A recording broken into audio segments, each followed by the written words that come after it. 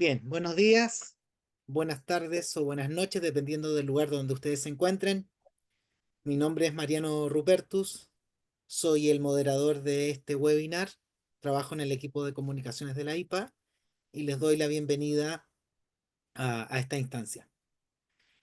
Antes de comenzar con nuestro invitado que está presente, Elizardo César Merea, les quiero comentar de qué se va a tratar este webinar, cuál va a ser su estructura y cómo vamos a presentar este diálogo con ustedes también como público para poder interactuar y hacer preguntas a nuestro invitado.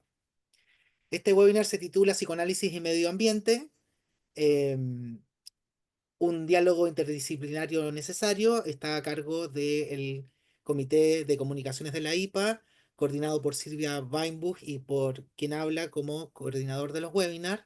Y este webinar pertenece a una iniciativa que se llama En Camino a nuestro Congreso de Lisboa, On the Road on the Lisbon Congress en inglés. Como ustedes saben, prontamente va a ser el Congreso Mundial de la IPA en julio y última semana de julio y agosto de este año, bajo el título El psicoanálisis como ancla en tiempos caóticos.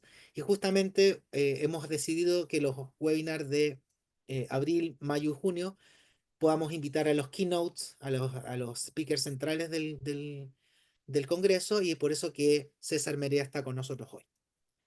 Avancemos. Les quiero contar quién soy yo. Soy Mariano Rupertus, soy psicoanalista de Abdeva y soy el co-chair del Comité Científico de Comunicaciones de la IPA y coordinador de esta serie de webinars. La estructura del webinar es la siguiente. Primero, bueno, ya hicimos las presentaciones, vamos a presentar a nuestro invitado. Luego tendremos una discusión interesante a partir de su exposición para poder abrir un diálogo reflexivo y luego a través del Q&A box, el chat de preguntas y respuestas, ustedes podrán plantear preguntas también para él y podamos interactuar también con el público presente. Bueno, como les mencioné, por favor suban sus preguntas a través del botón de preguntas y respuestas. Ese va a ser nuestro canal de interacción. Las preguntas son anónimas también y los panelistas podrán recibir las preguntas y tendrán la oportunidad de contestarlas a través de la moderación. También es posible que ustedes puedan accionar los subtítulos automáticos en español con Closed Caption. Actívelos clicando el botón de la barra de herramientas que dice CS. Y recuerden, por favor, que el webinar está siendo grabado y será subido prontamente a la página web de la IPA y nuestro canal de YouTube también, ¿no? Los participantes, en este caso, pueden interactuar a través de las preguntas y respuestas con el público y las funciones de chat y micrófono no están disponibles en el formato de los webinars, ¿no? Dentro de lo deseable, que es ustedes puedan conectarse con su nombre y apellido, y de no ser así, se le va a solicitar retirarse del webinar. Bien, tengo el placer y el honor por lo tanto, de presentar a uno de los invitados centrales del próximo congreso. Es Elizardo César Merea. Él es psicoanalista, conferencista principal del Congreso de Lisboa, es médico por la Universidad de Buenos Aires, miembro de la Asociación Psicoanalítica Argentina APA, donde se desempeña como secretario científico y profesor del Instituto de Psicoanálisis. Asimismo, profesor de la Facultad de Medicina de la UBA, autor de varios libros, artículos, y dentro de los libros está la extensión del psicoanálisis, la transformación del psicoanálisis, la enfermedad, complejidad y psiquismo extenso. Bien, para nosotros entonces, César, es un honor tenerte con nosotros. De acá tú tienes los minutos que ya acordamos para poder exponer tus ideas y podamos discutir. Así que bienvenido, César. Bueno, muchísimas gracias. Buen día para todos en América y buenas tardes o noches en Europa o en Asia. Primero que todo, quiero agradecer mucho tanto a Mariano como a Silvia la invitación que me han hecho y espero que podamos dialogar sobre este tema. Eh, y le agradezco mucho, por supuesto, también a la presencia de todos ustedes. Me he preguntado esto. ¿Qué nos lleva hoy a los psicoanalistas y al psicoanálisis a tener que ocuparnos del medio ambiente? ¿Por qué tenemos la obligación de hacerlo, más allá de nuestra condición de ciudadanos? porque el psiquismo está en el centro de nuestra ocupación y preocupación, que está en el centro de nada menos que todo.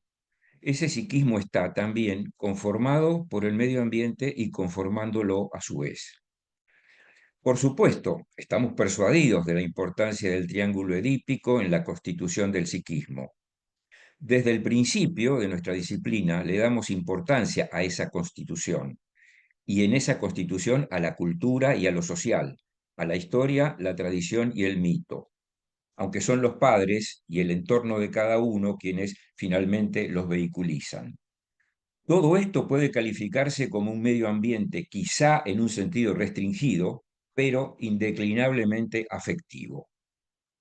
Es un acierto de este seminario referirse, por lo tanto, al medio ambiente de un modo más general, pues es una aproximación que permite involucrar al psiquismo como determinado y al mismo tiempo determinante del clima, parte fundamental del medio ambiente, cuyos cambios en estos últimos 20 años venimos observando de manera cada vez más alarmante.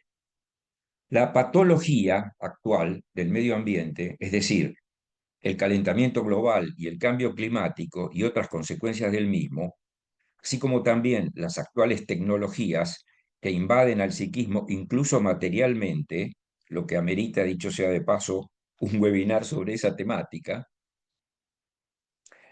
nos involucran, lo queramos o no, y obligan a revisiones de nuestro método y de nuestra teoría. Las ideas que los humanos nos hacemos sobre el clima condicionan nuestro estar en el mundo y quizá hasta nuestra supervivencia. Debemos recordar que el medio ambiente incluye todas las especies vivas con las que convivimos, todos los recursos naturales de los que también nos servimos y toda la energía de que disponemos en sus múltiples manifestaciones. Todo lo que el hombre construye transforma enormemente ese hábitat natural. Mis próximas frases se referirán a dos historias, la del clima y la del psicoanálisis, pues las concepciones sobre este momento del clima del planeta y las corrientes de opinión y por supuesto las consecuentes actitudes y actividades que generan, por un lado, y por otro lado el psicoanálisis y su evolución en el abordaje de múltiples campos y las opiniones que de allí surgen, están entrelazadas. Empezando por el clima. Teniendo un registro de lo ocurrido en el clima del planeta y en las modificaciones de la Tierra en los últimos miles de años, sabemos que la misma sufrió muchas devastaciones y recuperaciones.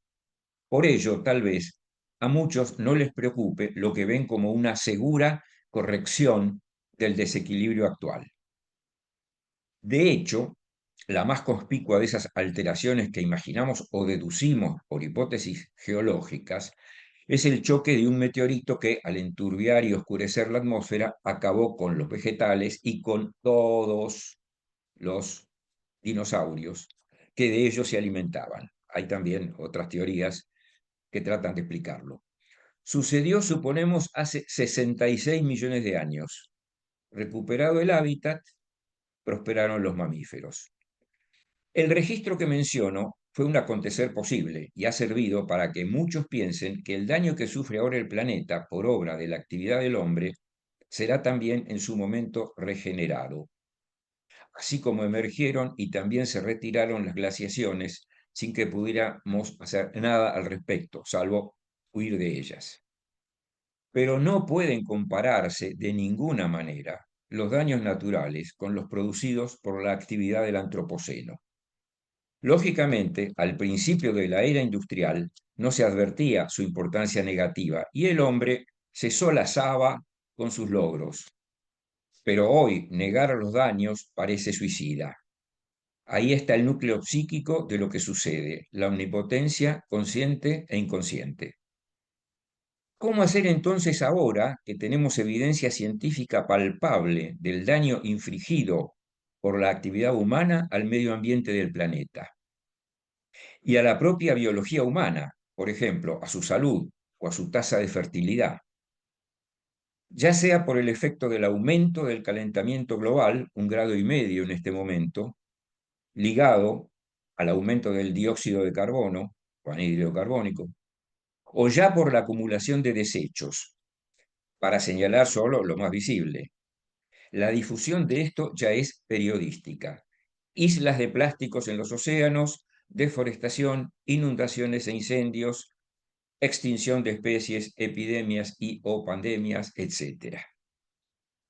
Los que se niegan a admitirlo son los mismos que siempre se han opuesto a la irrupción de la realidad, cosa sobre la cual los psicoanalistas sabemos.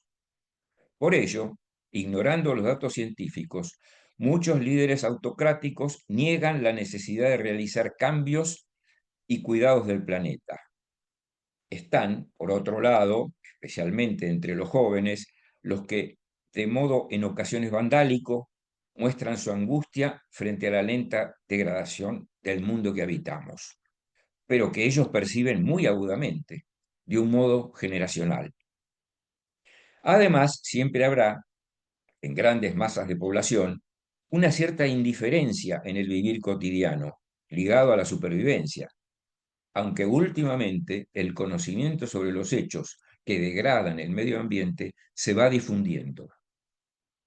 Hay una alarma colectiva difusa. A todos, de un modo u otro, les llegan las calamidades. Pero también hay una tercera actitud, más silenciosa o que puede pasar desapercibida entre los contendientes extremos. Grupos de científicos y de gobiernos que encaran tareas destinadas a revertir el daño hasta ahora producido. Claro está que se duda si se llegará a tiempo, entre medidas que suponen un inevitable reemplazo del uso de las energías fósiles y contaminantes por otras limpias y renovables antes de que los cambios sean irreversibles. Pasemos ahora al psicoanálisis. El psicoanálisis surgió potente, pero limitado al campo de la neurosis. Luego tuvo que expandirse y pudo hacerlo a otros campos de manifestación, tanto de la patología como del psiquismo en general. Niños, psicosis, enfermedad orgánica, grupos, parejas, familias. Lo que obviamente lo fue enfrentando a situaciones cada vez más complejas, tanto para su abordaje práctico como teórico.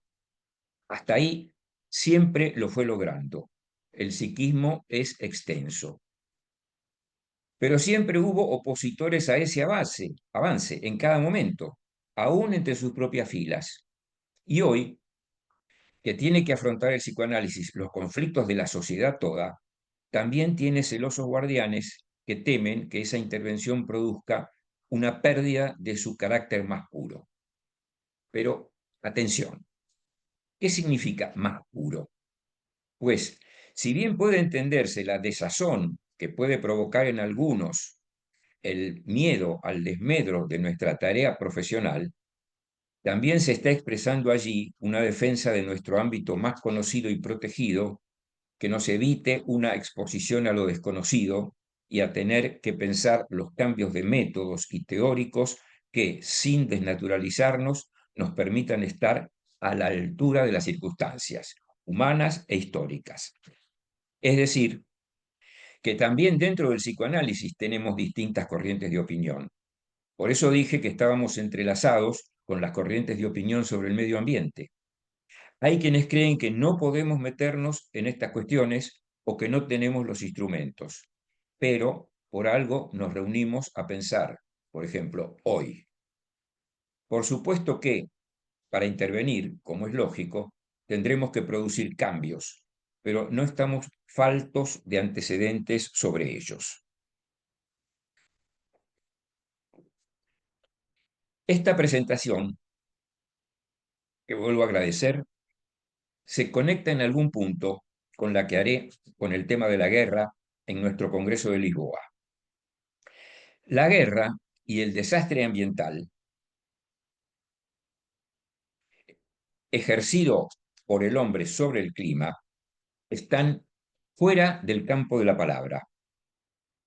No son influidos por ella. Nada de lo que se diga parece poder torcer su rumbo destructivo, su desligadura de la pulsión de vida. Esto es más notorio en la guerra, pero también en el clima. Ambos fenómenos contienen, por naturaleza, el caos, sobre lo que no puede imponerse un cosmos mediante el lenguaje, algo insufrible para un psicoanalista. La guerra, porque pertenece a un universo instintivo que tiene la marca del trauma y el proto-narcisismo de nuestros orígenes, y se prolonga en el complejo industrial militar con vida propia, y en la sujeción de las masas de combatientes al líder padre de la horda. Y el clima al que nos abocamos, porque es en sí mismo un caos complejo, también por su naturaleza, al cual a la mente del hombre le cuesta adaptarse. Conviene que haga acá una digresión sobre este concepto. Entiendo que el cerebro, la mente y el psiquismo conforman una trilogía inextricablemente unida, pero donde cada parte tiene un origen y un carácter diferente. El cerebro es su base material evolutiva. La mente sirve a la adaptación del cerebro al medio o a adaptar el medio cerebro. Pero el psiquismo, producto de las relaciones humanas intersubjetivas, sirve, o debería hacerlo, a la inhibición de aquellas acciones alucinatorias que producen un aumento exponencial de la energía caótico para su funcionamiento y que lo llevan a la enfermedad. El psiquismo debe ejercer, para evitarla, acciones inhibidas, sanamente, como lo muestra Freud en el funcionamiento del yo, ya en el proyecto de la psicología, ya en 1895. Pero también debe estar alerta a un exceso de inhibición, que se convierte en síntoma, como podemos leer en Inhibición, síntoma y angustia en 1926. Volvamos al medio ambiente. Sobre él, por el contrario, el hombre ha incrementado el caos. A través de máquinas y combustibles contaminantes ha obtenido el dominio de fuerzas, tiempos y distancias, lo que ha permitido un aumento exponencial del narcisismo omnipotente que cree detentar. ¿Y entonces qué hacer? Podrán decirme, como me lo digo a mí mismo. En sus comienzos, el psicoanálisis del sujeto individual chocó con la negación y la intolerancia de la mayor parte de la sociedad. Algunas décadas después fue ocupando un lugar y más tarde ampliándolo inclusive hacia otros objetos clínicos, como ya dije, hasta llegar, como hoy mismo, a los umbrales de tener que ocuparse de la sociedad en su conjunto. Eso puede desorientarnos. Nuestro instrumento siempre será la palabra, aunque dirigida a grupos enteros por los medios que resulten necesarios. Pero se preguntarán también con qué medios teóricos, con qué razonar metapsicológico, imprescindible para no extraviarnos en una mera retórica, podemos pensar esas palabras. Cada quien, si está motivado para ello, profundizará e indagará sus medios. Yo voy a pensar acá, ahora, con ustedes, mis ocurrencias que desde hace tiempo voy publicando. A las primera y segunda tópica metapsicológicas freudianas, por todos conocidos, fui agregando, con otros autores que también pensaron en ella, aunque de diversos modos, una tercera tópica, que me fue dictada fundamentalmente por la necesidad de entender más y mejor todas las expresiones crecientes del psiquismo en forma teórica, y en parte también me fue dictada, secundariamente, por el ejercicio de clínicas multipersonales y también sobre grupos interdisciplinarios. Ella se caracteriza, esta tercera tópica, por la consideración de otras instancias que modifican a las existentes. El yo es escindido y heterónimo, compuesto por varias personas psíquicas. El ideal se diferencia del super yo, es decir, no es parte del mismo. Y la realidad externa, representacional, que incluye al cuerpo, es tomada como tal en su materialidad, como una instancia más. Estos cambios constituyen su tópica, en tanto que la dinámica, por supuesto estoy aludiendo a los tres puntos de vista freudianos, Es el conflicto intrayoico y entre lo real y lo ideal, y entre el miedo y la culpa, lo que atañe al narcisismo y a la melancolía, siendo el equilibrio o el desequilibrio libidinal de toda esta acción la manifestación económica de esta tópica. Como verán, es una extensión que obliga a unir lo ideal del pensamiento metapsicológico, que siguiendo un curso exclusivamente especulativo puede fácilmente ideologizarse, con lo real material que lo impide. Una cuarta tópica, ya propiamente extensa, incluye al semejante, no solo en su valor representacional nuevamente, al complejo de Edipo como posición transgeneracional del psiquismo y al tiempo-espacio cuántico en el que nos desenvolvemos, lo que creo que conduce indefectiblemente a la consideración de las acciones del sujeto en la polis, en la sociedad. La consideración del semejante es su lugar, su topos. Las relaciones interobjetivas con el otro y la historia de las mismas en el tiempo-espacio es su conflicto dinámico, y los afectos de amor y odio y del cuerpo psicosomático son su expresión en el plano económico.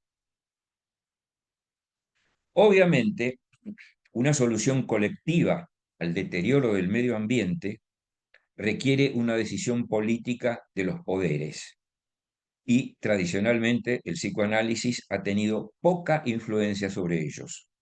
Sin embargo, en la sociedad secas hemos tenido más éxito.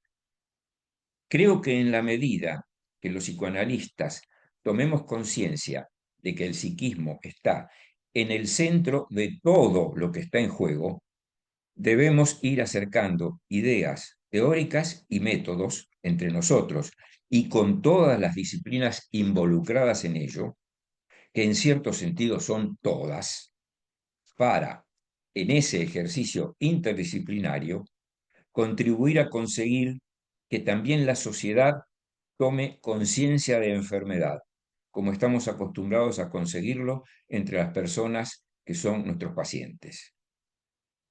Es desde estas perspectivas que pienso que podríamos actuar sobre personas y conjuntos de personas para esclarecer el narcisismo omnipotente de una actitud olímpicamente antropocéntrica.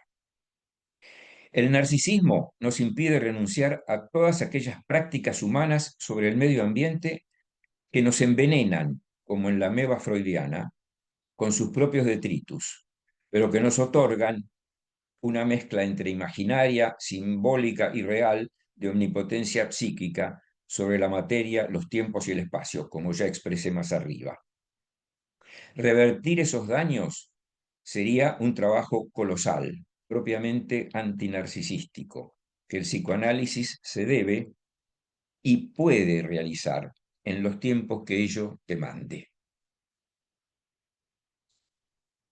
Gracias. Bien, muchas gracias, César. Muy interesante tu trabajo, muy inspirador. Y bueno, toca bastantes puntos que son interesantes de discutir. Mira, mi experiencia como investigador y como psicoanalista dice que los buenos temas sirven para hablar del tema, pero también de otras cosas. Y tu tema nos sirve para hablar de la relación con el medio ambiente, pero también de la formación del psicoanalista y las teorías que los psicoanalistas tienen sobre el psicoanálisis. ¿No? No sé si coincides conmigo, porque tu Sí, trabajo hace sí, mucho pensar sobre con qué teorías los psicoanalistas nos manejamos.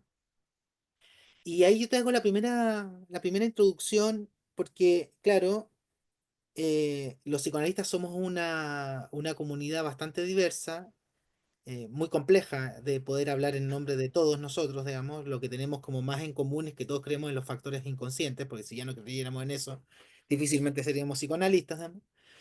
Pero hace 100 años, Freud analizaba justamente los efectos del fascismo, de la falta de voluntad, la falta de conciencia, arrastrando una hipótesis sobre la hipnosis clínica en un comienzo, pero después la hipnosis colectiva.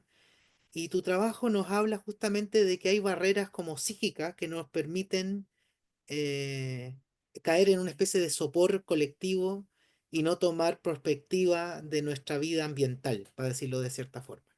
Es decir, si uno ve a un paciente en nuestras consultas, nos hablará de su vida interior, de su vida familiar, quizás del barrio, quizás de la ciudad, pero yo no sé si del planeta, de los delfines y del medio ambiente.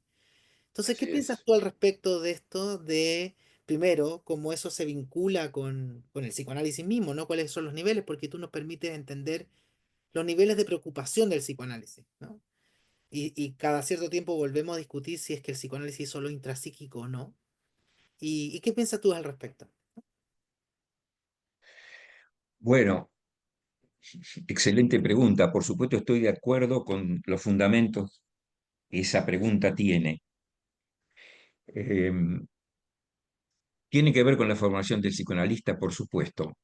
Bueno, yo tengo la idea de que la formación del psicoanalista, empezando por Freud, desde luego, tendría que empezar por la lectura de todos los artículos sociales de Freud.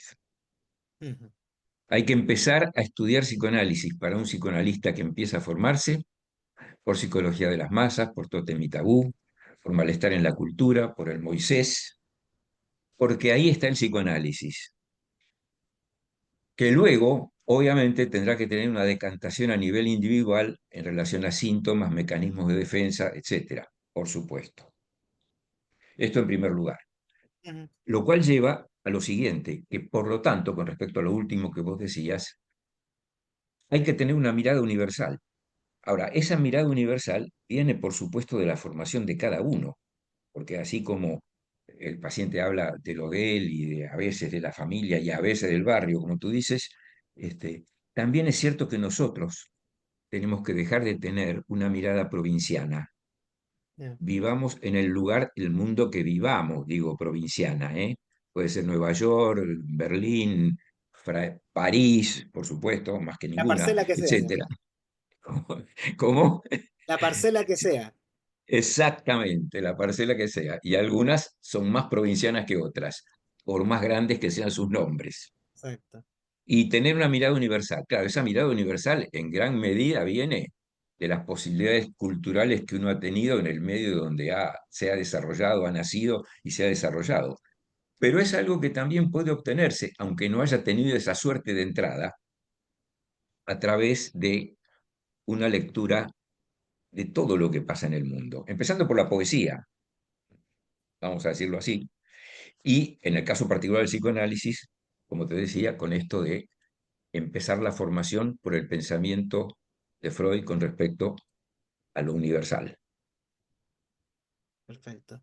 Oye, y ahora como entrando más en detalle sobre tu propuesta, porque habla bastante tu trabajo sobre cambios climáticos, sobre los efectos que tiene la temperatura, qué sé yo, la relación con el medio ambiente, las devastaciones, y tú planteas que han habido históricamente devastaciones, y pero una cosa es una época donde no hay psicoanálisis y una época distinta donde sí lo hay, ¿no? Entonces podríamos decir que esta época hay devastaciones, pero hay psicoanálisis, digamos, ¿no? Además. Sí.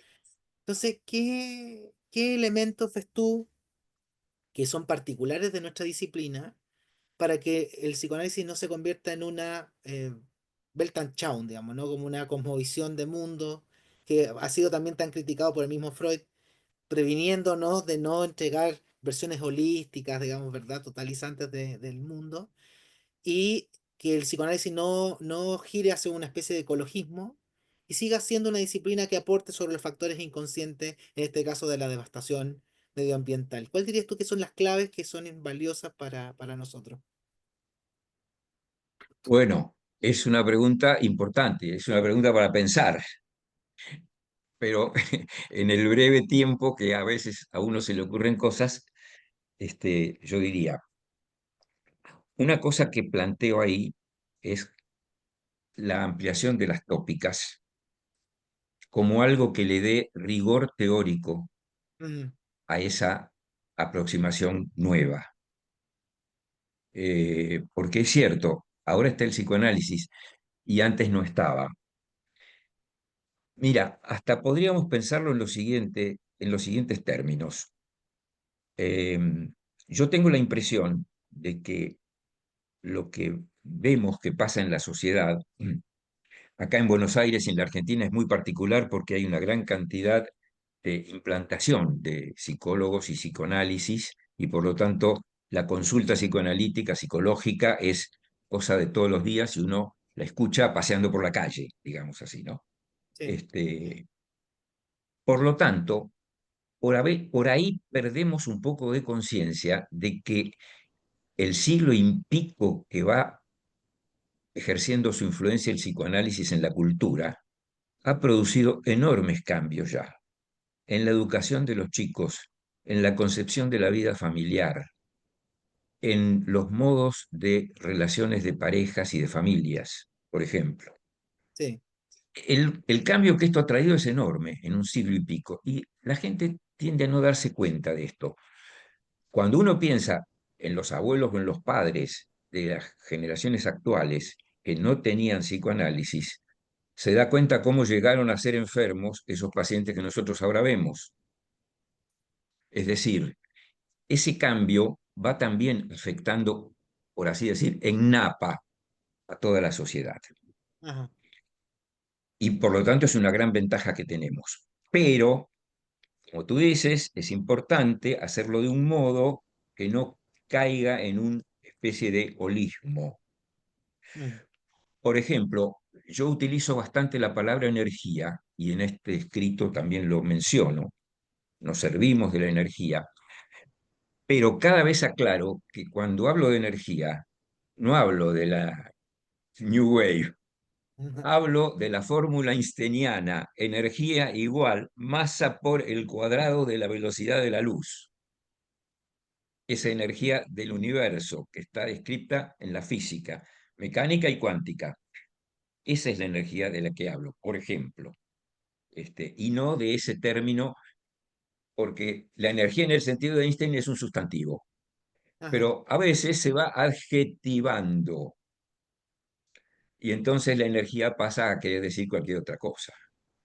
Y ahí me acuerdo de un poeta chileno, porque que decía, poetas, no cantéis a la rosa, hacedla florecer en el poema, sí, Huidobro.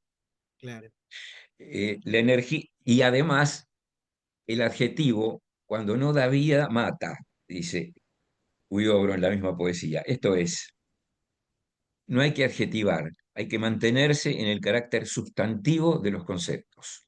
sí, entiendo. Pasando como a un costado clínico de esto, no sé si te parece bien, digamos, la propuesta que te quiero hacer. Los libros que han analizado históricamente el papel del medio ambiente, o digo, no, ambiente, no solamente medio ambiente, ¿no? Sino que también el ambiente social y cultural dentro de la vida psíquica de las personas, han sido aquellos libros interesantes que han tomado los sueños como un mecanismo de influencia o de testimonio de esa influencia. O sea, conocidos son los libros, por ejemplo, de Carl Schurz, que un historiador social norteamericano que en los 70 analizó los sueños de Freud, en la interpretación de los sueños y cómo los sueños colaba el medio ambiente político del imperio austrohúngaro en franca caída. Así es.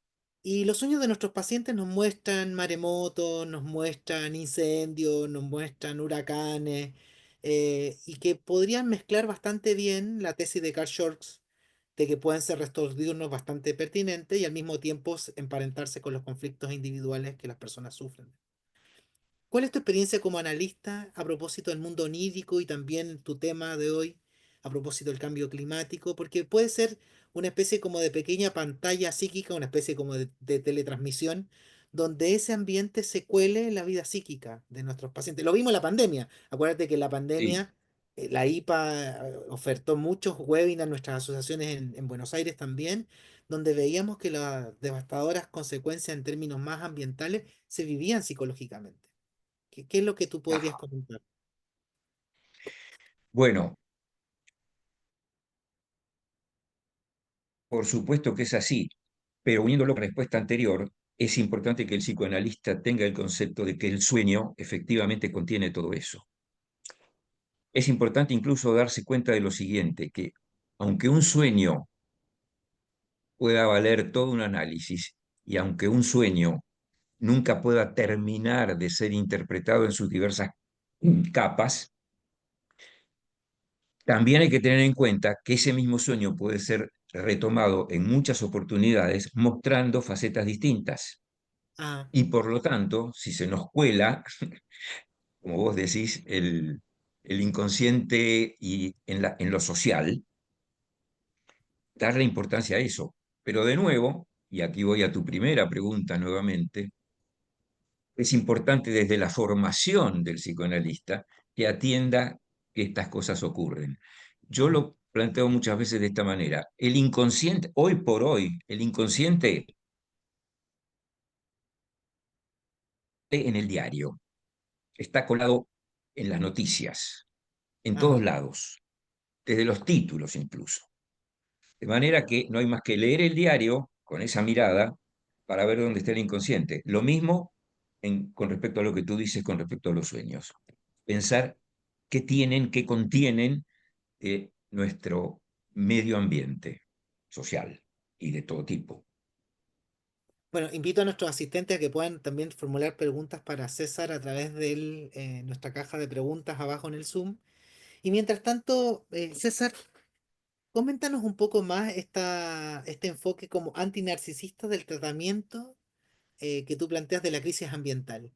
Cuéntanos un poco más sobre esas implicancias que tú puedes ver y si es que tú logras ver también alguna especie como de implicación psicopatológica en el futuro, porque claro, el narcisismo ha sido bastante estudiado, especialmente en los campos disociativos, la psicosis, etcétera, las melancolías también. ¿Y cómo podríamos recubrirnos de este narcisismo quizás que tú planteas, dándole espalda a lo que está sucediendo, más allá de nuestra mente, digamos, en ese sentido, ¿no? La relación con la ¿No? realidad, que también es un concepto muy complejo en el psicoanálisis, que se va a entender por realidad finalmente, ¿no? Si la Sí. realidad es lo real, lo psíquico, la realidad mental o la realidad social. ¿Cómo lo ves tú en esta postura que tú planteas como antinarcisista? Bueno, lo veo difícil, debo decir primero que todo, muy difícil.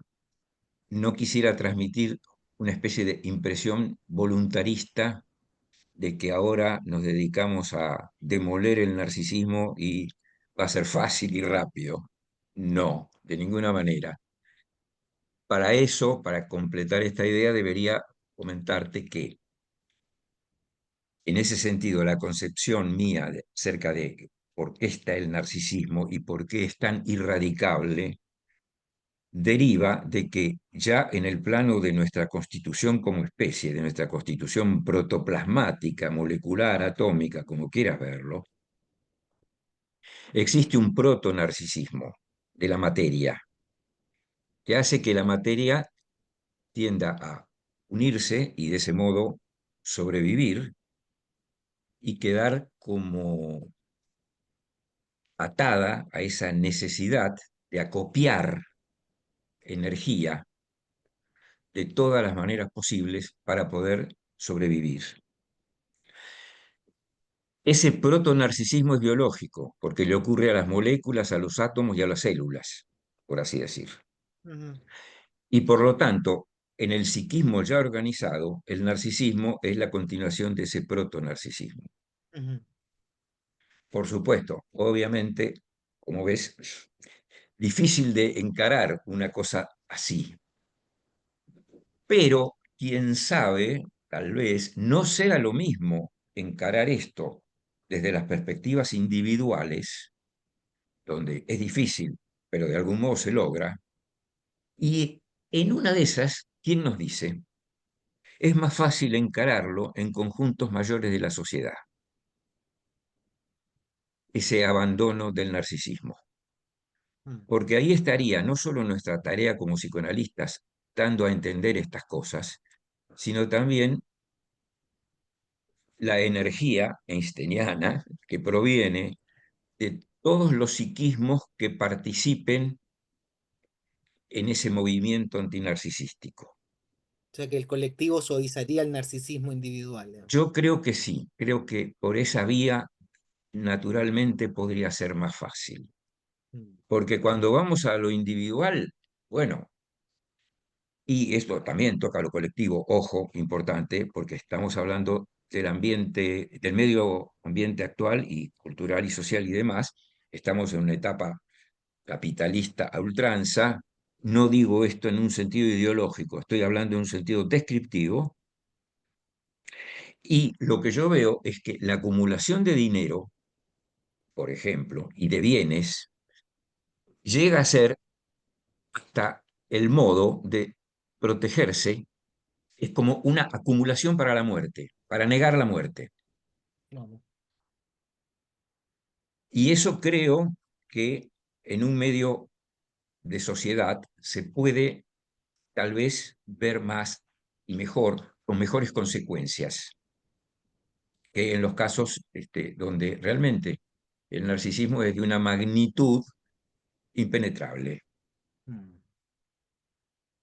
César, bueno, cuando te escucho, es interesante escucharte como psicoanalista, pero también en tu presentación como médico, ¿no? Porque tú vuelves a recurrir a a las tesis de las células, digamos, ¿no? ¿Verdad? De la lectura psicoanalítica de lo biológico.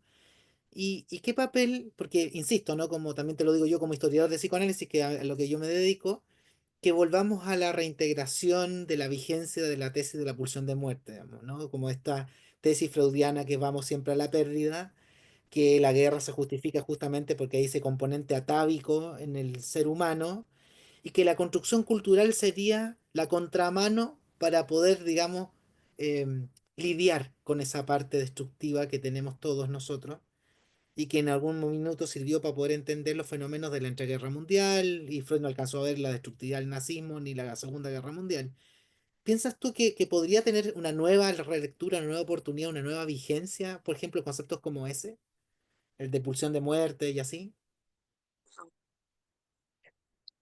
Creo que depende de cómo se lo enfoque. El enfoque en el que yo finalmente me he definido es el siguiente. No es que hay una pulsión independiente de muerte, Ajá, separada de otra de vida. Por decirlo de una manera poética, la muerte no pulsa, la vida pulsa, la ajá, muerte no pulsa. De modo que de lo que habría que hablar en este caso es más bien de la desligadura de la pulsión de vida. Apartarse de la pulsión de vida es lo que lleva a la muerte, pero mm, no una pulsión propiamente dicha de muerte. mm. Claro, o sea, tú dirías entonces que como por tu tesis de que la muerte no pulsa, lo que termina más pulsando es, es lo vital, ¿no? Es lo vital, exactamente. Y cuando lo vital deja de pulsar, terminó la energía. Y esa es la muerte, punto. Eh, Bueno, mira, en la preparación de este webinar yo te lo comenté, asistí a un congreso, no sé, en Nueva York, de la División 39 de la APA, sobre psicoanálisis, y asistí a una mesa, siempre lo comentaba, una mesa interdisciplinaria que se llama Arquitectura y Psicoanálisis en esa época, ¿no? Y era interesante Ajá. porque había arquitectos y había colegas nuestros, y en algún minuto los colegas nuestros hablaban como arquitectos, pero no como psicoanalistas analizando la arquitectura, digamos, ¿no? Sino que empezaba la especie de la interdisciplina que se convertía en una absorción finalmente de la otra disciplina.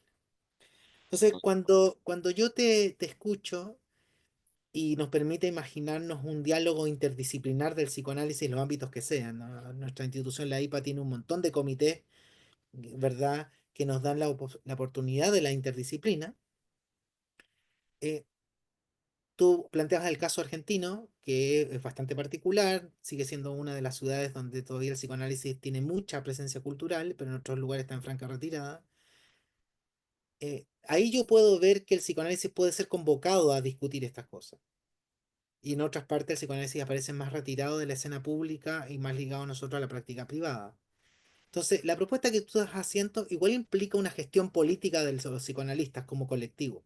No solamente la voluntad individual en los consultorios, ¿no? También implica una postura institucional. Tú estás en APA, yo estoy en APDEVA, estamos en la IPA.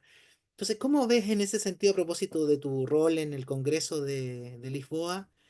Que igual hay una especie también de necesidad de reflexión gremial, para decirlo de alguna manera. ¿Cómo lo piensas Sí, es tú? cierto, es cierto. Y creo que sí, creo que finalmente lo que yo digo tiene que ver con una invitación a los psicoanalistas de que tengan una actitud política. Ajá, en el fondo, es una actitud política, por supuesto, por supuesto. Es una actitud política tanto ejercer una interdisciplina, sobre lo cual ahora aclaro una cosita más por lo que dijiste, como el hecho de tomar a cargo el psicoanálisis, el esclarecimiento de todas estas cosas de las que estamos hablando. Ajá, Eh, por supuesto que hay un riesgo de perderse en la interdisciplina. Es lo que vos explicabas recién, que podía pasar, por ejemplo. Es cierto. Bueno, lo que pasa es que eso también requiere una metodología particular de acceso. Primero que todo, obviamente necesitamos una persona, un psicoanalista en este caso, que tenga la inquietud o el interés de ese movimiento. Pero, aparte de eso, es importante que conozca algo de la otra disciplina con la que quiere actuar, no meramente una lectura erudita, sino una lectura que le permita entender cuál es el episteme de cada disciplina. ajá, Si entra con la biología, si entra con la historia, si entra... Bueno, con la historia es relativamente fácil, te diría. Me alegra mucho tu trabajo en ese sentido, porque yo pienso que el historiador en realidad debería ser el psicoanalista de la sociedad. Así exacto. como el psicoanalista es el analista de casos individuales, el historiador debe ser el psicoanalista de la sociedad. Mm, Bueno, pero claro, se requiere rigor en todos los casos, en cada contacto interdisciplinario. No hay que convertirlo en una cuestión de ser, somos cultos, se entiende. ¿eh? No, hay que entender el interior de cada disciplina lo mejor posible. No se puede, por ejemplo, supongamos, física cuántica, que es un tema en el cual estoy metiéndome hace tiempo muchísimo. No voy a saber nunca lo que sabe un físico cuántico. También ocurriría la inversa, que un físico cuántico que se interese por el psicoanálisis nunca va a saber el mismo psicoanálisis que sé yo, obviamente. Pero tenemos que llegar a un punto donde haya un intercambio real, es decir, donde hablemos de conceptos rigurosamente, porque en definitiva lo que va a pasar en ese encuentro es que van a cambiar nuestras semánticas, la semántica de cada disciplina va a cambiar. Y cuando cambia la semántica, se da posibilidad a que se abran muchos más pensamientos. Mm, Por lo tanto, si llegamos a eso, incluso hasta podemos entrar en la poética de cada disciplina. mm. Mira, bueno, a propósito como de campo semántico o la lingüística, uno podría decir, ¿no? ¿Qué permeabilidad tiene el psicoanálisis de reconfigurarse nuevamente en su retórica, a propósito de las cosas que se pueden hablar, si te interpreto bien? Eh, Mira, estamos en una época muy distinta a la que tú describías a propósito del inicio del capitalismo, después tú le llamaste un capitalismo depredador, se ha llamado ahora último, se ha planteado depredador con los recursos, tanto personales como individuales, y al mismo tiempo en algunos países está empezando a legislar sobre los derechos del medio ambiente, ¿no? Se está hablando derechamente de eso, ¿no? De legislar sobre políticas Sí, proteccionistas, ¿no? ajá. Y quiero plantearte el siguiente escenario. Estamos en una época de hiperconexión, ¿no? De hiperconexión donde vemos niños muertos en Gaza a través del teléfono, vemos aguas contaminadas, vemos hundimientos de barcos petroleros y así, ¿no? Explotación de los bosques, lo que está pasando en la Amazonía. Somos testigos de eso. No podemos decir que no lo vimos, ¿no? O que nos llegó con noticias con retraso. Son segundos entre lo que sucede en un país con otro. Entonces, hay un mundo de hiperconexión, de mayor cantidad de información circulante, pero pareciera que existe una mayor desconexión, ¿no? O Una sea, mayor desconexión a partir desconexión, sí, de lo que sí, estamos sí, discutiendo, que es una paradoja muy interesante, fenómenos psicológicos, digamos, ¿no? ¿Qué piensas tú al efectivamente. respecto? Es que tenemos un umbral limitado para soportar el horror. Esa hiperconexión que muestra todas esas cosas que vos dijiste es así, efectivamente, en algún momento nos obliga a apartar la mirada horrorizada, Mm, porque si no, inmediatamente se superficializa esa noticia. ajá, Por ejemplo, cae una bomba en tal lado. Ah, qué precisión extraordinaria. La bomba salió de acá y llegó allá medida por sistemas este, electrónicos absolutamente precisos que logró que cayera exactamente en el metro cuadrado que quería caer, a pesar de que fue mandada a desde cientos de kilómetros. Y de pronto, esa fascinación te hace olvidar cuánta gente murió ahí. claro, como una especie de banalización, ¿no? Así como la Se banalización de banaliza, se banaliza, se banaliza, lo que estás se planteando. banaliza. Sí. Ajá. Son cientos de miles de muertos que va llevando la guerra ruso-ucraniana. Mm, También hay otras cifras que se ocultan. Bastantes miles y miles de desertores, como si hubiera ahí también alguien a quien le ha entrado la idea de que no tiene por qué someterse a los líderes, claro. simplemente para ir a morir. Por ejemplo, ¿no? O bien otras guerras que mm, mucho ni se piensan. Sudán, por ejemplo. ¿Quién piensa en Sudán? Poca gente. ¿Cuántas guerras hay? Y en este momento dos. Rusia-Ucrania, Israel-Hamas. Ok. En Sudán es tremenda la guerra que hay también. Mm, Pero, yendo de vuelta a lo que tú dices, esa hiperconexión tiene un límite porque el horror nos puede llevar a una superficialización de eso. Es entiendo. difícil que se haga carne en nosotros tan tremendo dolor. Bueno, el cambio de siglo, cuéntame si lo opinas lo mismo. El cambio de siglo, estoy pensando siglo XIX, siglo XX. Acuérdate que las grandes discusiones eran la democratización del conocimiento a través de la imprenta, ¿no? Acuérdate que los primeros movimientos obreros tenían que ver con tipógrafos. Los tipógrafos eran los grandes dirigentes porque sabían leer y escribir, digamos, ¿no? Entonces, hoy día esa barrera ha sido superada. Tenemos, evidentemente, como os digo, la hipertecnología, donde tú dices justamente la tecnología que podía ayudarnos, refuerza un fenómeno psíquico que tú estás descubriendo, digamos, o estás profundizando, que es justamente este narcisismo embelesado, digamos, a través de las pantallas. Lo hemos visto en la IPA, en nuestros anteriores webinars, que los invito a verlos a nuestros asistentes que están en nuestro canal de YouTube, a propósito de fake news, ¿no? También un fenómeno que vuelve a reposicionar la disociación, ¿verdad? Vuelve a reposicionar el mecanismo de la represión de la información, el uso del poder, ¿verdad? El uso del algoritmo, un poco lo que estamos planteando, que tenemos la información a nuestra vista, pero pareciera que fuera onírica, pareciera que fuera una cosa que se fuma rápidamente y no nos toca, no nos interpela políticamente, no nos interpela en términos más humanos. Entonces, esta psique, ¿cómo se desintoxica de esto? Porque es muy difícil volver atrás, ¿no? Yo le Mm. leía a un colega, ¿no?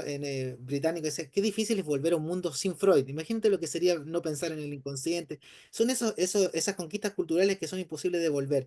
Entonces, ¿cómo sería?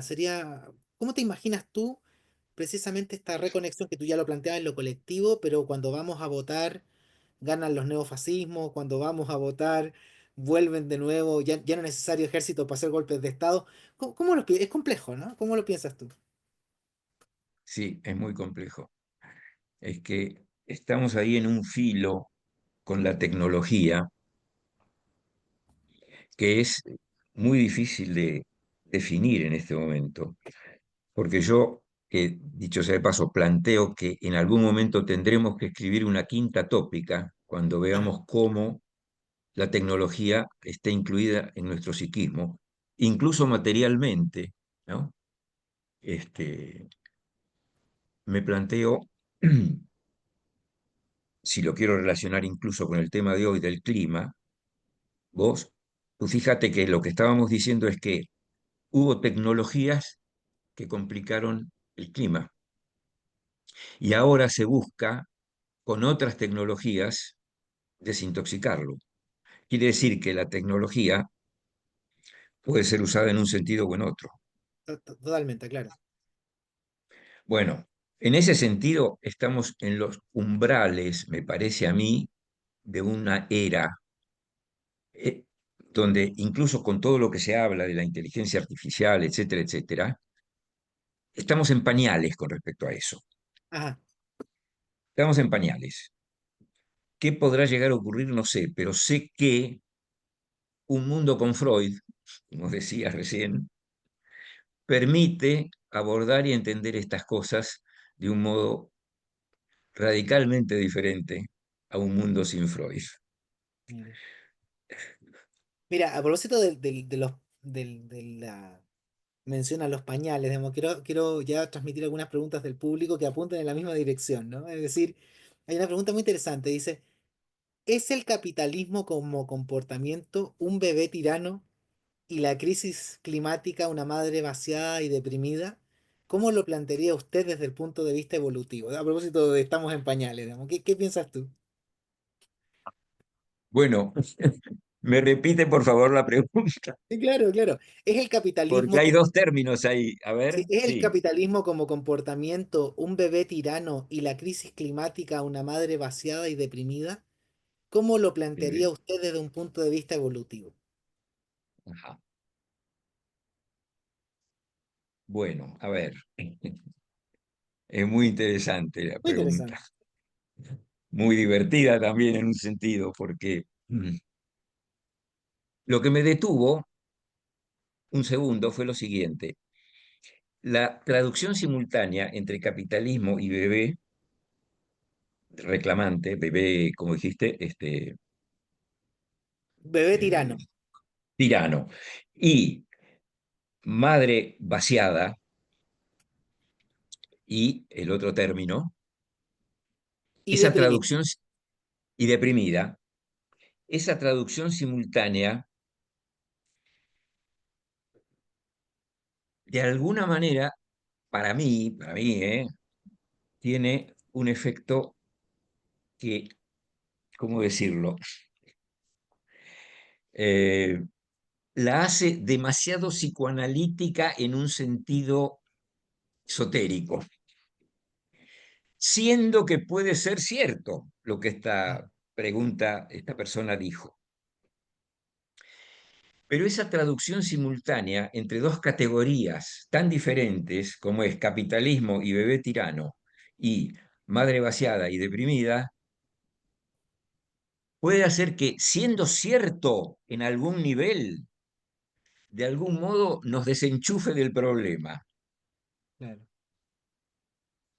pero siendo cierto en algún nivel, porque por supuesto que ahí estaría pensando en el capitalismo, efectivamente, como alguien que lo único que quiere es la teta, llena siempre, nunca fallando en ningún momento, pero claro está, no para todo el mundo. Mm. De ahí que, por otro lado, tenga que surgir la imagen de la melancolía, bajo la forma de la madre vaciada, Ah, porque efectivamente tenemos otro mundo que está en estado de madre vaciada. mm. Quisiera ser más fino en la respuesta. No me opongo a la equiparación de estos términos. Solamente alerto, como decíamos hace un rato, en que no se adjetivicen y que perdamos el carácter sustantivo de cada cosa. Mm. Y que el carácter sustantivo de cada cosa me parece que lo vamos a reencontrar en el fenómeno social, en la sociedad. Entiendo. Porque difícilmente le podamos decir a la sociedad, por ejemplo, el capitalismo es un bebé tiránico. Por supuesto que se puede decir, y por supuesto que alguien lo entiende, pero lo entiende alguien, algunos. Claro. Mira, acá hay otra, es un, entre comentario y pregunta, ¿no? Que va en la misma dirección. Dice, he pensado algo respecto a la biologización de la vida mental, que es un poco lo que estamos discutiendo en algún aspecto, y en ese sentido me resulta curiosa la relación actual de las personas con la alimentación, en ese sentido, ¿no? Una especie de discusión hacia la biologización. Y hoy día, dentro del campo psicoanalítico, hay una tensión entre aquellos que plantean una postura crítica sobre una especie de concepto natural del psicoanálisis a propósito de las pulsiones, el cuerpo, y otros, sobre todo el mundo lacaniano en los últimos años, ha sido la desustancialización del cuerpo, ¿no? Hay autores, entre ellos Alfredo Edelstein, un lacaniano argentino, que plantean que el límite del psicoanálisis es justamente lo corporal. Entonces, a propósito de lo que hemos estado discutiendo esta mañana, tarde, noche, dependiendo de dónde estén nuestros colegas viéndonos, ¿cómo ves eso? Porque ayuda mucho a explicar las relaciones que estamos tratando de pensar, ¿no? Del sujeto con el medio ambiente, el sujeto con su entorno, con el colectivo, ¿no? Que es la versión del sujeto egoísta, ¿te das cuenta? Que es la versión del sujeto del capitalismo que quiere comerse todo. Siempre es una especie de metáfora alimenticia, oral, bastante insistente. Ok, también muy interesante la pregunta. Si tomo alimentación en el sentido de el cuidado que se le está dando en este momento a la influencia del alimento sobre el cuerpo, me parece que ese es un punto importantísimo. La adecuación del alimento al cuerpo implica, por lo pronto, un grado de salud. Estamos desechando aquellos alimentos que nos pueden perjudicar. Si es en ese sentido que se pensaba, que se piensa la pregunta, por supuesto, porque hasta podemos tener bastante particularizado qué alimentos además son directamente adecuados para el cerebro, por ejemplo, además del resto del cuerpo y demás, ¿no? De modo que esa preocupación por la alimentación, si entendí bien que es en ese sentido, por supuesto me parece que también es una manifestación psicoanalítica de la psiquis en el modo de encarar las relaciones entre el cerebro y el medio. Mm. De nuevo, estoy pensando, por supuesto, en que mente y psiquismo no es lo mismo, no son sinónimos. Estoy diciendo que en caso de que esto del fenómeno de la alimentación, que es lo contrario de querer comerse todo, por supuesto, sino querer comer solo lo que es bueno y hace falta y no de más, es una adecuación que el psiquismo tiene para hacerle jugar al cuerpo y a la mente.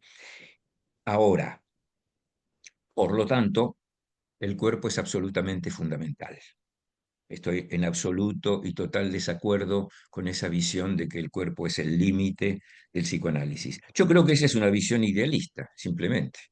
Ajá. Quien piensa que el cuerpo no tiene nada que ver, es porque está negando la muerte. Niega la materia. Es una postura idealista. César, mira, yo estaba justamente con la pantalla ahí con el Congreso de Lisboa, y la consigna del Congreso es psicoanálisis como un ancla en tiempos de caóticos, no en tiempos caóticos. Cuando salió esto recién, es removedor cuando uno lo agarra de buenas a primeras porque tiene un espíritu quizás un poco bastante optimista, ¿no? Con el psicoanálisis y su influencia social. Y a medida que tú vas conversando, yo voy pensando que, claro, pareciera que podemos proveerle a la sociedad un discurso interesante sobre el cambio social, sobre el cambio climático, sobre la tecnología, pero pareciera que esa reunión de armónica de lo que nosotros podemos ofrecer, pareciera que la necesitamos trabajar en otros términos, no solamente psicoanalíticos. Yo sé lo que tú planteas a propósito de las nuevas tópicas. Y cuando tú dices, ojalá una quinta tópica, yo digo, sí, ojalá hagamos una comunidad que la pueda recepcionar. Porque he visto cuánto resiste la comunidad psicoanalítica para los cambios epistémicos, digamos, ¿no? Entonces, quinta tópica es como decir, bueno, ojalá podamos dudar de la segunda, ¿verdad? Recién. Entonces, ¿cómo ves esto con el psicoanálisis como un ancla en tiempos caóticos, que en la consigna de Lisboa, y cuánto la ves posible tú, como un invitado también central del Congreso? Sí, sí. Bueno, sí, soy optimista, pero soy un optimista escéptico, ¿eh? No un optimista fanático. Yo creo que el desarrollo de los conceptos psicoanalíticos también tiene que acompañar al desarrollo de la sociedad. Se me ocurre hacer una comparación. Las tópicas. Entre la primera y la segunda tópica prácticamente pasaron 20-25 años. Ujú, De la segunda a donde yo sitúo la tercera, han pasado poco más, pongamos del 25 al 80 y algo. ujú, La cuarta tópica se presenta en el 90 y algo. Bueno, y si hay una quinta tópica, tendrá que ver con cómo conceptualizaremos estos elementos tecnológicos ya directamente ligados al psiquismo, incluso, como digo, corporalmente. Muy bien. Ahora me encuentro con el siguiente paralelo. En la física, desde comienzos del siglo XX, cada 25 años hubo un cambio, entre comillas, de tópica. ujú. Desde que apareció la teoría de la relatividad en sentido restringido, en sentido general, 1905, 1925, después hubo un cambio, después vino toda la teoría del Big Bang que viene a completar este asunto en los años 30, 40. Es decir, un físico importante, Lee Smolin, directamente dice eso, ¿no? Es decir, cada 25 años ha cambiado el paradigma en la física, Sí, tanto en la mecánica cuántica, en la física cuántica como en la mecánica. ¿Por qué en psicoanálisis no tenemos que pensar que también nuestra manera tópica, que es nuestra teoría, nuestra metapsicología, no tiene sí, que tener un cambio cada vez que nos adecuamos a situaciones que pasan en la sociedad? sí, claro. O sea, me hacías pensar, ¿tú te acuerdas de ese libro clásico de Ernest Jones sobre la pesadilla? ¿Te acuerdas de eso?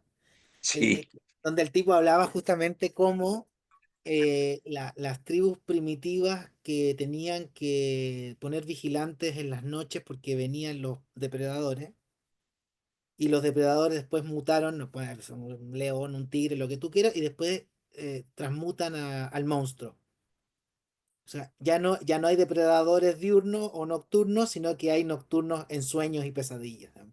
sí, Entonces, pensaba, claro, cómo uno podría, o sea, claramente no es lo mismo haber vivido en Chernobyl cuando hubo el desastre nuclear, pero cómo no quedar tan lejos de lo que está pasando con nuestros colegas en Brasil a propósito de la Amazonía y volvernos sensibles a eso, ¿no? Que no que sea solo, como tú dices, un elemento de la causa psíquica, un elemento que queda por ahí dando vuelta, que tú ves muerto, ves la selva arrasada, qué sé yo, y pareciera que tú estás apuntando a un compromiso ético finalmente, una especie de etos que nos sí, llame al respecto.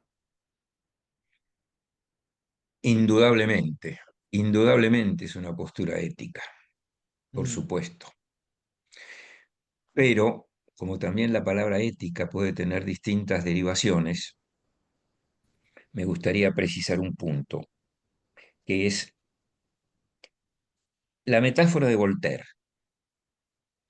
Trabajemos nuestro jardín. No es una metáfora que implica que uno mira para otro lado.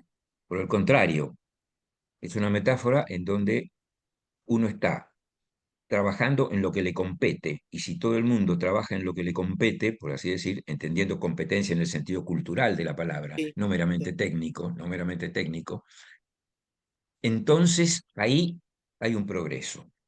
Mm, Por supuesto, por ejemplo, lo que acabas de mencionar de la Amazonia se muestra mucho menos por lo pronto en los informativos, etcétera. Pero es una cosa tremenda lo que está ocurriendo ahí. claramente, sí. Es una cosa tremenda. Y bueno, tenemos que verlo.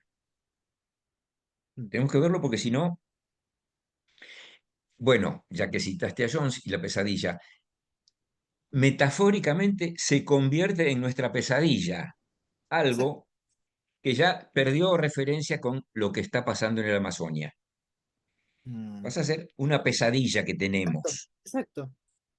Es un elemento onírico, digamos, ¿no? Un resto diurno que queda ahí Exactamente, para ser soñado, digamos, exactamente. que no impulsa la responsabilidad. Sí, Es como que dijeran los soñantes, oye, soñé con la Amazonía, ah, ni yo también. Parece que tenemos que hacer algo, ¿no? sí, tenemos tema de conversación.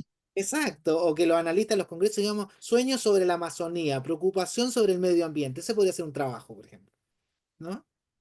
Ajá, ¿No? Abrir el campo temático a recurrencias temáticas medioambientales en el mundo onírico, por ejemplo, claro. ¿no? Y que nos inquiete, y que eso nos inquiete, ¿no? Es que entre nosotros también tenemos que despertarnos, ¿eh? Ajá. No solo la sociedad puede estar dormida en algunos aspectos, entre nosotros también tenemos que despertarnos. Por ejemplo, esto que estás recordando. Tenemos una pregunta más.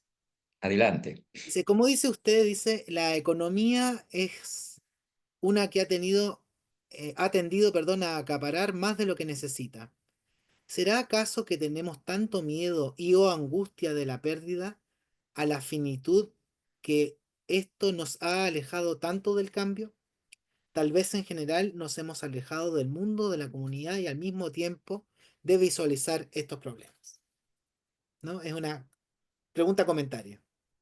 Sí, sí, totalmente de acuerdo. Por eso creo que dije hace un rato, y voy a ser más enfático, el capital es una acumulación contra la muerte. Mm, Es para evitar ese sentimiento de finitud, efectivamente. sí, Como que eso nos da, bueno, por supuesto, una omnipotencia que alimenta nuestro narcisismo, que alimenta nuestra omnipotencia, que alimenta nuestro narcisismo, y así, exacto. en ese caldo de cultivo que, por un lado, además aparece con una característica maravillosa, pero que es nuestro detritus, Sí, el producto de nuestro metabolismo, entre comillas, psíquico, mental y físico. Fíjate que, bueno, es muy interesante esto, puede ser polémico lo que voy a plantear, pero me hago cargo, ¿no? Porque en perspectivas futuras del psicoanálisis, ¿te acuerdas del texto clave de Freud? Y cada vez que él podía pensar la popularización del psicoanálisis, lo contrarrestaba o hacía el contrapunto con la medicina física, ¿no? Es decir, dice, bueno, pareciera que recién estamos tratando de garantizar algo de la medicina física, como va a poder pensar en la universalización de la ayuda mental, ¿no? Pensémoslo así, ¿no? Entonces yo pensaba, claro, nuestras discusiones pueden ser bastante exquisitas en términos metapsicológicos, profesionales, gremiales, digamos, pero ¿quién tiene derecho a tener medio ambiente, digamos, como la conciencia de la cascada, la conciencia del delfín, del león, de la temperatura, ¿te fijas? Si todavía está tratando de debatirse con la leche, el pan y los huevos para poder vivir, ¿no? Es decir, ese despertar de la conciencia, como dices tú, de los psicoanalistas también, implica yo creo que un desarrollo social que nos permita tener la perspectiva de que esos temas también son nuestros, ¿no? No son Sí, solamente totalmente. el área pequeña, ¿no? Entonces, ¿cómo lo planteas tú? ¿Cómo lo podríamos pensar para llegar a eso? Bueno, no puedo decirlo en este minuto, sino si supiera eso en este minuto me pueden dar el premio Nobel. Estaríamos en otra parte, vamos. Sí, sí, sí, sí. Claro. No, no, evidentemente tenemos que cambiar nuestros instrumentos de escucha, Ajá. nuestros instrumentos para pensar, obviamente, tenemos que cambiarlo. Este, pero bueno, yo creo eh, que hay que intentarlo, que hay que ir hablando y diciendo cosas. Por ejemplo, todo esto que tú dices sobre gente que ni puede pensar porque en realidad tiene que comer, ver cómo come. Claro, Obviamente, en lo que escribí y que leí al comienzo, estaba presente bajo la forma de ese conjunto, esa masa que es indiferente al tema porque están en la supervivencia. por supuesto. Bueno, tendríamos que instalarnos nosotros también en un pensamiento así. Eludir el pensamiento sofisticado, como vos dijiste, que Ujú. no significa eludir el pensamiento. Me parece que por el contrario, significa elevar el pensamiento, salir del pensamiento, entre comillas, sofisticado, que para mí es una forma de ideología. Mm.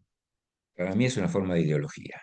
O sea, la sofisticación como de los conceptos genera límites de Sí, permeabilidad. sí, sí, sí. Hay un momento en donde esa sofisticación de conceptos convierte la cuestión en una ideología, los conceptos quedan idealizados y entonces se pierde contacto con la realidad. Y la realidad es el cuerpo. Mira. O sea, deberíamos volver a la editorial, a la línea editorial de 5 conferencias de psicoanálisis en Estados Unidos, ¿no? También, por supuesto. Y ya que mencionaste el malestar en la cultura, me acordé, por ejemplo, de esto. Pensemos, en el capítulo segundo, Freud describe 16 formas de búsqueda de la felicidad Claro. y muestra que ninguna es en sí misma lo que da la felicidad. Eventualmente puede ser una sana o sabia combinación de algunas, pero no hay manera de que no haya un malestar. Y ahí, como haciendo un arco con todo lo que hemos conversado contigo en esta ocasión, ¿tú qué dirías? El psicoanálisis, eh, ya lo dijiste hace un ratito, pero te cito, ¿no? Como no es una especie como de optimismo naif, ¿no? Hay que evitar eso. Sí, Es pesimista el psicoanálisis? ¿Es realista el psicoanálisis sobre estos temas? es totalmente realista, no pesimista. Mm, Es totalmente realista. Describe lo que es nuestra vida, el límite que tiene, el límite que tiene, y todo lo que podemos hacer mientras la tenemos. mm. O sea que también muestra eso.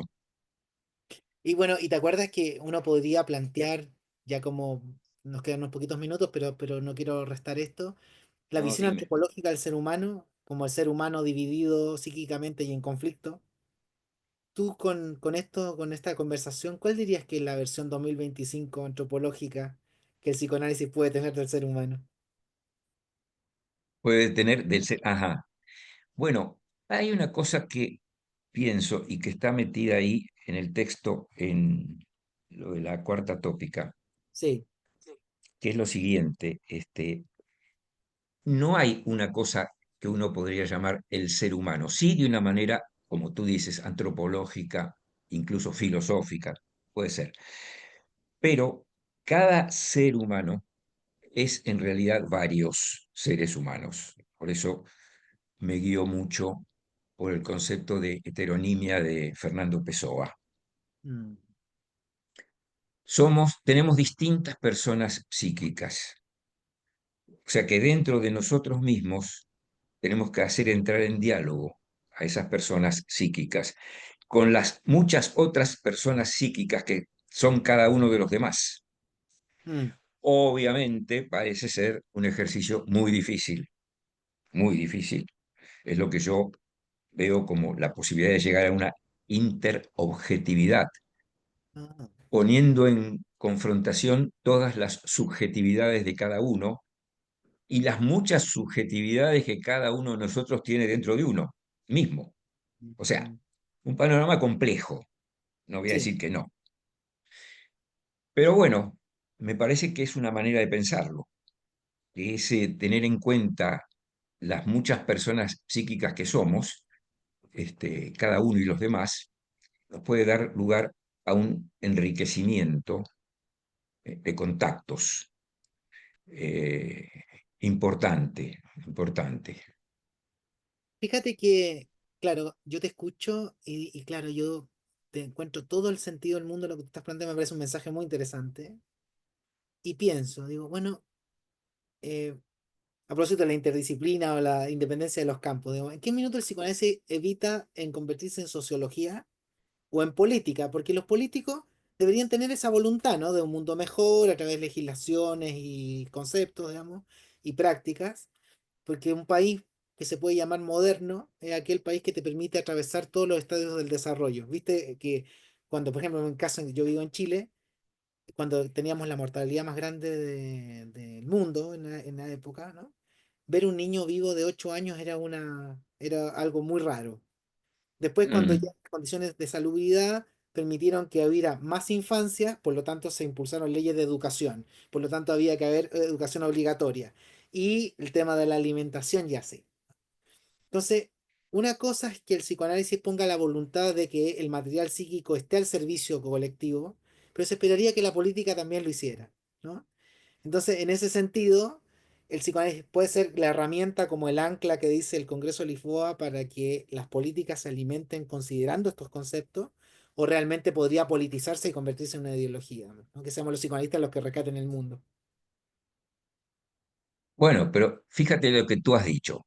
No teníamos niño, Claro, empezamos a tener niño, empezamos a tener cuerpo y exacto. empezaron a pasar ciertas cosas para suplir, para dar algo a ese cuerpo, a esas necesidades.